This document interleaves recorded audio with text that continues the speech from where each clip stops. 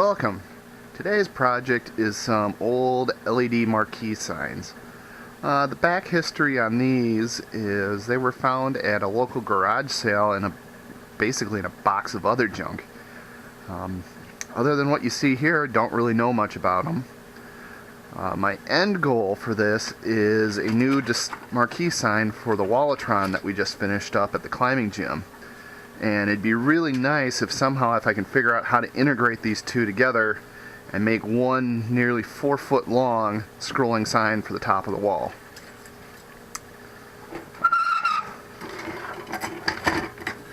Start out with, let's go over the more complete of the two signs. First interesting bit is this label right here. It says date 9/82. I'm guessing that means the 9th month of 1982. Which if you look at some of the dates on the chips, this is a UART from 1980, and also the large use of 74 LS TTL logic gates sort of makes sense. Something newer, they probably integrate all this extra chip stuff into one big either FPGA or custom ASIC to drive the sign versus the splattering of random logic gates. Looking over the complete sign, on the back, again, we got a nice little label with that same 9/82 date. Pair of very leaky nickel-cadmium batteries. I'm guessing the purpose of these was to keep the RAM on the card alive during a power outage so you didn't have to reprogram the sign every time you powered it up. Little accessory card, some driver transistors, and on the front of this one we have this metal trim piece which has some useful information on it. First, points out that this connector here is for a keyboard, which I don't have. Multiple sign connectors, so there is some way to chain multiple signs together and either have one sign as a master feeding data to all the rest or somehow synchronize the signs, would be my guess.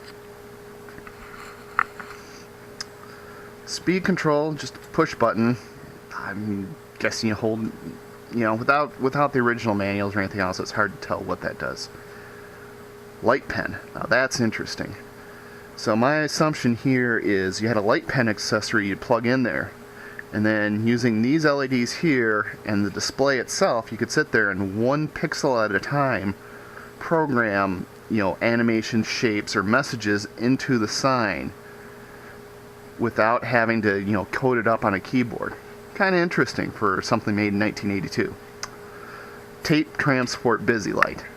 So apparently they had a way to program a message on the side, write it out to a tape, and then either load it back into the same sign, or more than likely that's how they used it to take to signs that were built into displays or counters or stuff like that, so you didn't have to sit there standing on top of your display counter poking in the program one line at a time.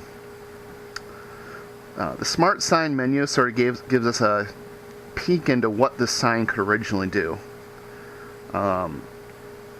Program run, pretty self-explanatory. Write erase, probably clears out a message. Next message, last message, insert message, delete message, blank message. So again, fairly basic things you'd want to do with a scrolling sign. Execute, probably made it run.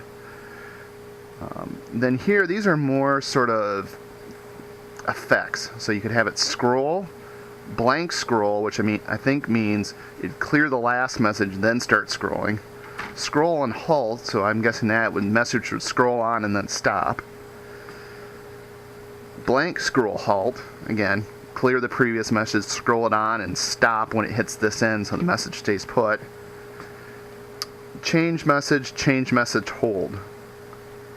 Guessing go to the next message, and stop? Don't know. Flash 3 times, so that's probably a blinky message.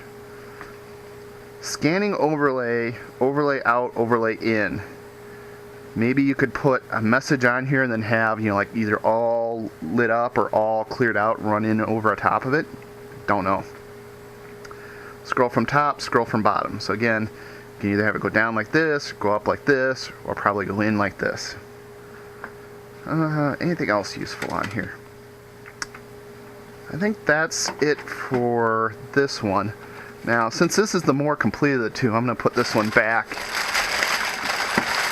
up in a cubby here until after we're done dissecting and figuring this guy out. There's my cheat sheet of notes. First thing I did was I went through the card and just jotted down all the different part numbers of all the components on the card. And then before I started this film, I went out to my favorite data sources and looked up what all these parts were and grabbed the data sheet for them. The bulk of the TTL 74000 series parts are still available today, so I just went straight to DigiKey, my favorite local supplier, and looked them up and pulled out the data sheets, and that was that. Now, some of the more complex gates on here, no one really uses them anymore. They've been either integrated into other devices or just plain replaced by some other technology.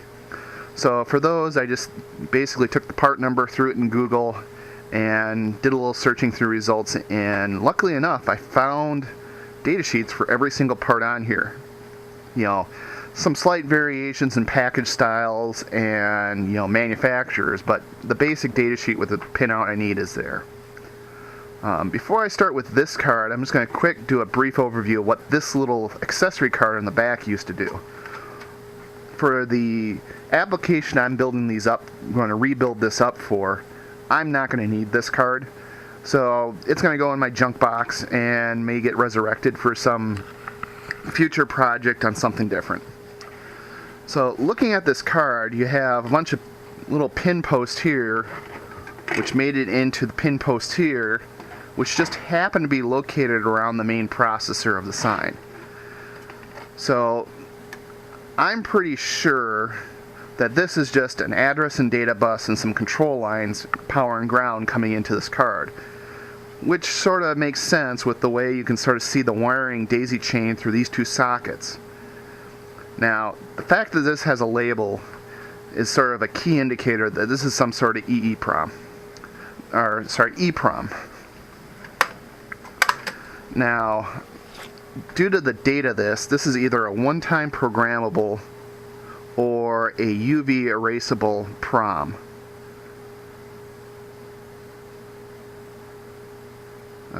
Yep, it's a UV erasable device. So what I just did is this little label here, back in the day before EEPROMs, electrically erasable programmable read-only memory, they actually had little windows in the top of the chip, and then right there you can see the actual silicon die of the PROM. Now what that let them do is take this and put it into a UV eraser, which was just basically a very bright ultraviolet light source, and that would sort of wipe out all the data on the chip and set it all back to, I think, ones. Then you could take this chip and put it in a special programmer and write a new program into there. Now, you could only turn a 1 to a 0. Once that 1 became a 0, there was no way to put it back to a 1 without running it through a full erase in the UV eraser. So, once this was programmed, they put the little sticker over the top to keep sunlight and just background UV from erasing it. And then the processor could come over the address and data bus and read the memory of this chip. So, you see two of the chips here, which are probably the main body of the code, and then two more sockets here for expansion code. So I'm pretty sure that this set of 3 chips is all the code needed to run this whole sign. Now they probably had a more basic version of this sign that didn't have this add-on, and probably only needed 1 or 2 chips because it didn't support as many features for, scrolling and processing and so on and so forth. These 2 chips, or actually just this chip right here, is a real-time clock. Now, it is a 8-bit microcontroller compatible real-time clock, which means it has an address and a data bus going into it that any 8-bit processor could read. So, in theory, you could stick this off of an Intel 8088 processor, or in the case of this sign, they have a Z80 processor running it. So, Right there is the crystal, and it actually has a little window into it, which is kind of interesting. A tuning capacitor and the real-time clock circuit. Now, this guy right here is a little op amp, LM311. And it is wired up such that it takes a copy of the oscillator output and runs it out to this test point. So I'm guessing at the time this was made, either they chose a part with a larger tolerance window, or they just weren't, high tolerance crystals weren't available at the time. So what someone would have to do is hook to this test point with a scope or a frequency counter, and then carefully tune this capacitor to get the frequency right on spec, so that you don't have drift in your real-time clock as it runs for days, weeks, months, whatever. This corner over here is an analog to digital converter and some bus gating. Tracing it out, the input and the span input to this analog to digital converter comes from this header. I'm pretty sure this, in the real application, would wire out to a temperature sensor, either mounted outside, mounted in the room, or somewhere else. So the main purpose of this little add-in card was to give this scrolling sign the capability of doing date, time, and maybe temperature without outside interference from a computer or something else. So it could be a self-contained, hey, today is Tuesday, July 7th, and it's 62 degrees out type of display. Again, for what I'm using it for, I don't really have a use for any of these parts. And also with the advent of the modern microcontroller, a lot of this function is right built into the microcontroller, so I don't need the external components to support it.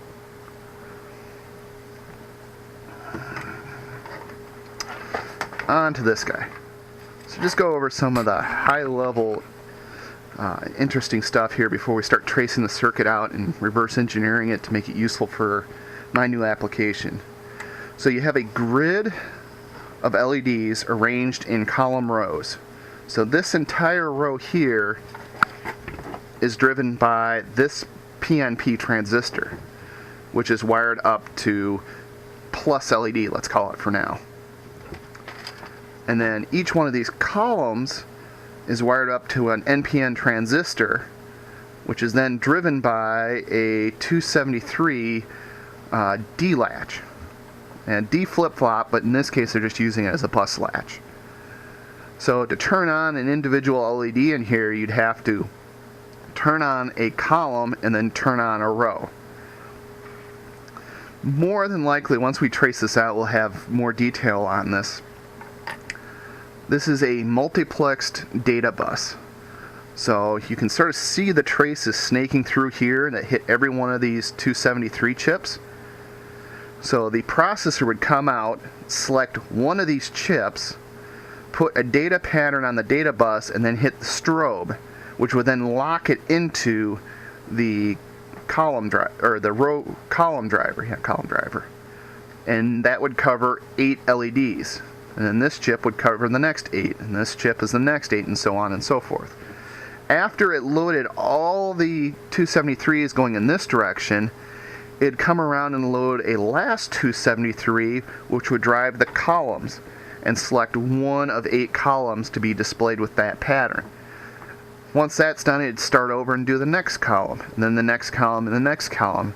And then using persistence of vision, it would make it look like everything was lit up at once, when in reality it was just one row for a split second, and then the next row, and so on and so forth. Other chips of interest, you have 2 more EEPROMs.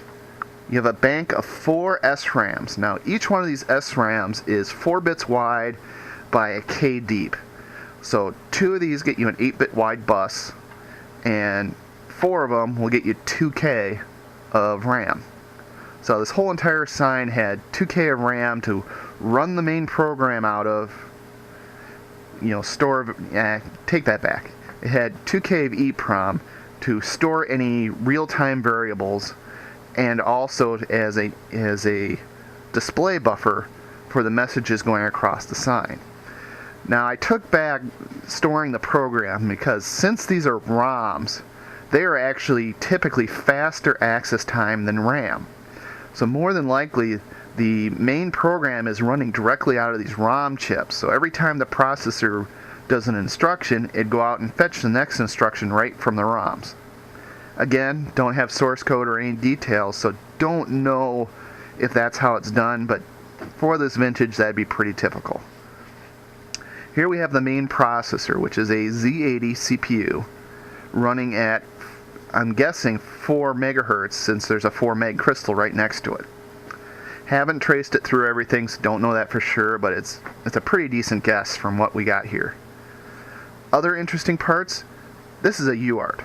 So all your little microcontrollers with a built-in UART or I2C or whatever, well, this thing's old enough that this is just a processor.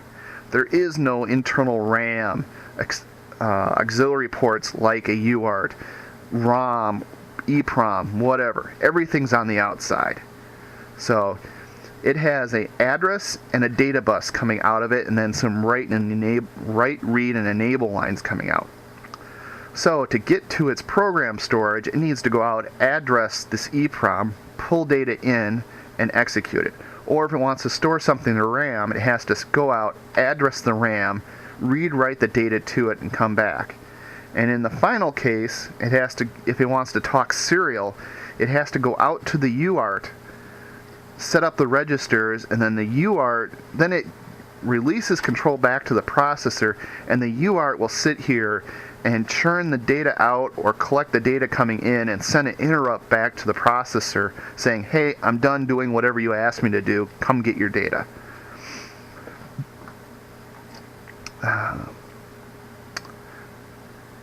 The LED bank as a group is just another memory access device to the processor. So the processor doesn't know that these are LEDs. It just knows that, hey, I go and read and write to this specific address and things happen out in the LEDs. And that's the main part that I want to reverse engineer and debug, is how that memory map is laid out. My goal for this is to try and take off as much of the unneeded logic gates. So there's some glue logic here to run this keyboard, which I will never use because I don't have one. There's some serial port logic here for the multi-sign, which I won't use the multi-sign feature, but I will have a connection down to my main control PC that feeds information into the micro that I pick to control the sign. So I could reuse this as is, but today's microcontrollers, just about every single one of them has a built-in UART, and that'll be much more simple to interface and code to than trying to use an external UART, which also just adds another bigger load to the power supply. The ROMs, again, don't need them. It's all integrated inside the modern-day microcontroller. The SRAM I may keep. We need to do some more digging into how they did this. One of the, I'd say, shortcut ways they might have done, and I say might because I don't know this for sure yet, is they may have used this sort of as a frame buffer, where the processor wrote the image data 8 bits wide into these EEPROMs, and then would set an address out to the EEPROM at the same time it set an address to one of the bank drivers. So then it could just go, read here and write there without the data ever actually going through the processor. So the data sort of did a direct DMA from the memory to the latch controlling the LEDs. The good thing about that is it lets you scan repeated data sort of autonomously from the micro without having to suck it in, stick it in a temporary storage space, and then spew it back out again. So I gotta do some more digging, and then also my choice of EEPROM will be affected by whether or not I plan on reusing this SRAM.